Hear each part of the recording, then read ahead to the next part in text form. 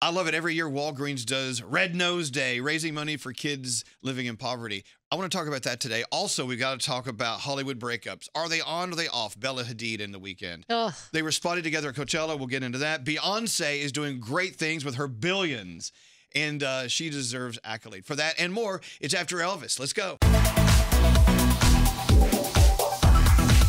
In the studio today, it's After Elvis with Danielle and Honey. We're wearing the same clothes that we had on yesterday. It's okay. We didn't go home. No, we smell like yesterday. We do. So as you know, Walgreens every year does Red Nose Day. Will you buy that red nose at Walgreens? Yeah, it's only $1. It's only $1. Wear it. Yeah. Show people how proud you are and make sure they go to Walgreens and buy one too. We're raising money for children living in poverty. Yeah, this started over in the UK like years ago, and we kind of adopted it over here, and it's big. They really celebrate it out there in the UK, and we're starting to really celebrate it here. Let's it's beat nice. them this year, honey. Let's do it. Screw them. Last year, I saw a lot of celebrities. A lot of people posted out here in the United States. And we got a bunch of noses, I guess, from Walgreens over at Power 105.1. I made everybody take a picture with the nose. Dude. They're like, I can't breathe. I'm like, then hurry up. Right.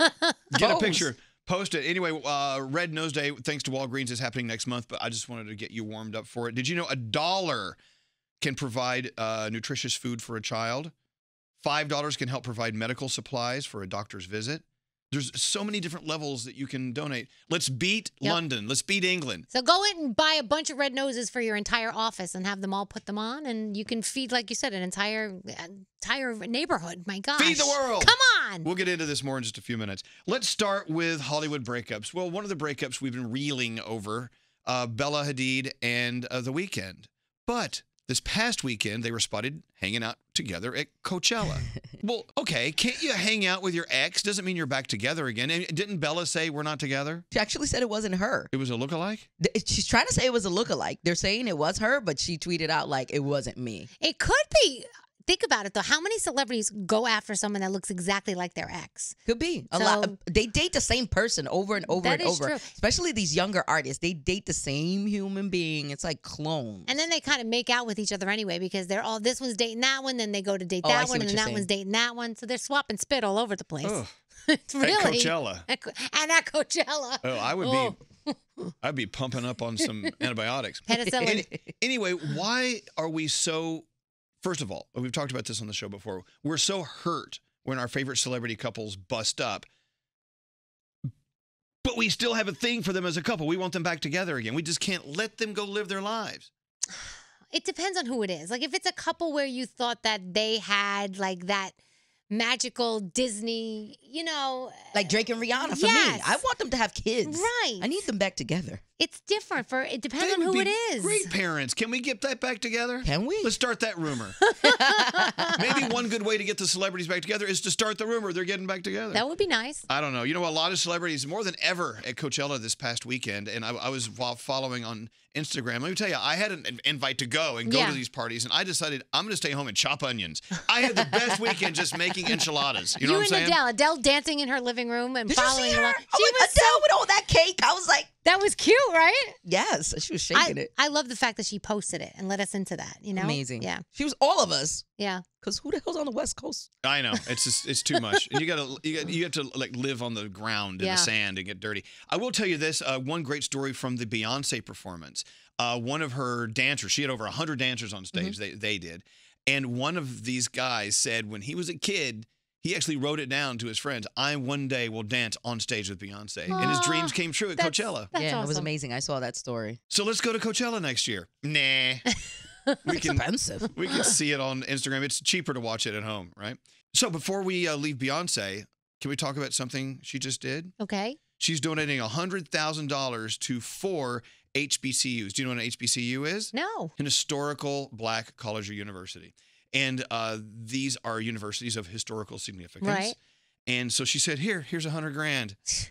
And that's so great. You know what? You're making all that money, but you got to keep your eye on what's important with what's going on in today's world. And if you have a 3.5 GPA, you could be benefiting from Beyonce. Shout out to Beyonce, man. She put on an amazing show. She represented all the historically black universities. She even sang like the national black anthem. I don't know if this went over a lot of people's heads, but she really tore it down. I would tell you years ago when Bono from U2 or Sting from the Police started to make political statements about things going on in the world, Mhm. they were told by a lot of people, shut up and sing your songs. Shut up and bounce the ball, Wow. dribble. And they're like, no, we're going to Yeah. use our voices to make change and make difference. Mhm. And now it is so acceptable. As a matter of fact, if you're a performer or an artist and you're not giving to people who need it, then you're kind of considered kind of a tightwad, kind of selfish. Of course. What do You you have think to of that? give back, don't you think? I mean, you really do. If you think about it, it's all those other people and all those organizations and all your fans, and that's what gives you what you have, your money, your fame. So you need to give back to those things. You need to be thankful that you have what you have. No, 100%. A lot of celebrities now, that is one of their main focuses. Yeah. Is being charitable, is giving back, is having substance, which is absolutely amazing. It's like they're no longer just celebrities that sing. Now you'll see people like Alicia Keys on the ground doing work, giving back, and it's inspiring. And it makes their music sound different next time you hear it. You know what I'm saying? Yeah, because if you're a jerk, we don't want to hear your music. It's true. It's true. Or, if you're a great chef, and I know you do great things outside your kitchen, your food tastes different to Yeah. me. I'd rather eat your food because I like you. I think you're cool. Yeah. Let's talk about Ed Sheeran's Bodyguard. Have you love seen him. this online? Yes, you have to follow his Instagram. It's @SecurityKev, right? Kev? Right. We all know Kev. You know Kev. He's so Big Kev. cute. He's so sweet. And it's like what he's doing, living his life with Ed Sheeran. He doesn't put anything in, anything that Ed wouldn't want you to see. Yeah. But it's cute. It's like his life with Ed Sheeran. It's really cute. You should follow. It's a lot of fun. I mean, he's posting all sorts of stuff backstage at concerts. But Yeah. Ed doing things you just forget that Ed's a normal Ed human. eating. Like he's Ed like, eating. Ed eats and I watch.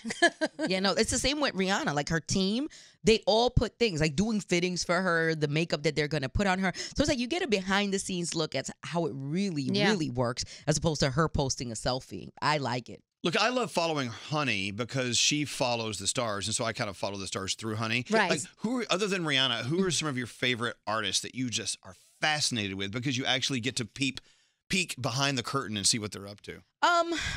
Most definitely, I love Adele. She's one of my favorites. Rihanna, she kind of like fell back a little bit, and we didn't get to see a lot into her life. But you have Chrissy Teigen. I really am obsessed Isn't she with awesome? her. She's She so cool. she gives us such a inside look into her house, her family, what she's eating. She's a good one definitely to follow. And the Kardashians, as much as we love to hate them, they really give us an inside look into their life, and it's it's like a Maybe train more wreck. so than anyone else. They really do. do. They if they didn't, that's their industry. The Kardashians course. industry is behind the scenes. If there's a baby shower happening in the Kardashian family, all you got to do is stalk 4 accounts and you have a full photo album of Yep. everything that went down. I like when I watch Keeping Up with the Kardashians and they have family meetings in one of their closets. Their closets are so big that they can fit all the girls in there and have a family meeting. It's ridiculous. Must be nice. Must be nice. Damn. My closet, I can't fit anything in there. Me either. All right, before we leave, a thought for the day. How do you apologize to someone? Let's say you say something that's offensive to them. They say, hey, you offended me. How do you apologize to me, Danielle? Go. Oh my gosh. I think it depends on the person. And then I usually just come right out and say, I'm sorry. I feel bad that you felt that way. I didn't mean to make you feel bad. No, look, okay, so they're saying that that's the wrong way to apologize. Why? Because you're not apologizing. You're saying, I'm sorry that you felt that way. The point is you said you're the one who did something wrong. You should apologize for what you did, not for making me feel a certain way. But maybe what Honey's going to disagree. But maybe what I said to you bothered you. But if I had said the same thing to Honey, it wouldn't have bothered her. So I'm saying, well, I'm sorry I said that to you and it bothered you. You feel bad. That's the selfish type of a situation that's happening. It's like, I'm sorry what I did made you feel bad. But sometimes you have to backtrack and be like, I'm sorry that I was a bad person and what I did was effed up. That's kind of the way I come back and I'm like, okay, you know what I did was kind of foul. I shouldn't have said that. I argue with my sister a lot and because we're too close at times. And sometimes I come back and I'm like, you know what? I was being nasty. I was, foul. I shouldn't have hit below the belt. And because we all do that. I'm sorry. Can we move on? Don't we all say things that we don't mean when we're pissed off? And then later on we go, oh my gosh, I shouldn't have said that. I never do.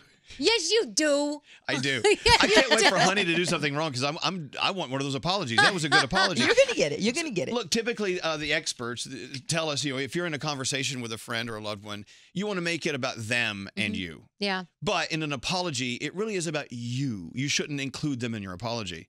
I shouldn't say to you, Danielle, I'm sorry that you felt that way when I said XYZ. It should be, hey, when I said that, I wasn't thinking. Yeah. And I'm so sorry that it came out like that. But it's very hard without saying it is hard to do. It's hard to say. Well, let's start practicing doing that. And let's stop arguing with people when we're hungry. I know. Just like have right a Snickers. There A you Snickers go. always makes me feel better. Can we get out of here? Yeah. First of all, back to Walgreens. We're so excited about Red Nose Day. You can get a Snickers at Walgreens They when you got pick all up your sorts red of nose. stuff right at the cash register. They got you, don't they? Walgreens every year. I mean, so far they've raised over $100 million for kids living in poverty. That's a lot of money. Red Nose Day started in England, but we're going to steal it. We've already stolen it, but we're going to make it bigger than England. We can be much bigger than them. We can. We can. $10 can help provide textbooks for a whole class of students.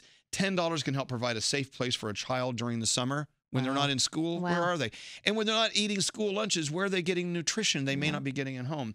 You know what? These are the things they're all thinking about on Red Nose Day. So make sure you trip into Walgreens before Thursday, May 24th, because that's officially Red Nose Day. We'll all have our red noses. Yes, we will. Exactly.